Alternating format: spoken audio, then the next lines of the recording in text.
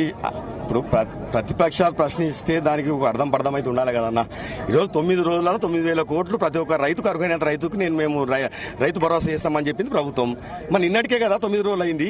మరి అంతకన్నా ముందే వస్తలేదు అని చెప్పడం అంటే వాళ్ళే ఆలోచన చేసుకోవాలి. ఇప్పుడు రైతులని రెచ్చగొట్టి ఈరోజు రెచ్చగొట్టే ప్రయత్నం తప్ప నిజంగా మీకు రైతుల పక్షాన ప్రేమ ఉంటే ఈ రోజు వరకు నిన్నటి వరకు 9 రోజులు నిన్న రాకపోయిన ఉంటే ఈ రోజు ధర్నాలు పెట్టాలి, ఈ రోజు రోడ్లు ఎక్కాలి, ఈ రోజు మీకు ఉన్నటువంటి ప్రేమ రైతుల మీద చూపించాలి. కానీ మధ్యలోనే 9 రోజులు కాకముందే మీరు వచ్చేసేసి ఈ రోజు రావట్లేదు అని చెప్పడం అది కేవలం ఏంటంటే మీ స్వార్థంగా మీ రాజకీయాల గురించి మీరు ఆడ వచ్చి ధర్నాలు చేసి రెచ్చగొట్టడం తప్ప వేరేది ఏమి లేదు.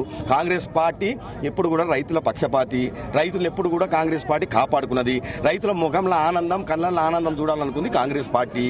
ఈరోజు దాదాపుగా 22-23 వేల కోట్ల రూపాయలు ఏకకాలంలో రుణమాఫీ చేసింది కాంగ్రెస్ ప్రభుత్వం వచ్చిన తర్వాత రేవంత్ రెడ్డి గారి సర్కారు. మరి ఇప్పుడు కూడా 9 రోజులలో 9,000 కోట్ల రూపాయలు రైతులకు ఈరోజు రైతు భరోసా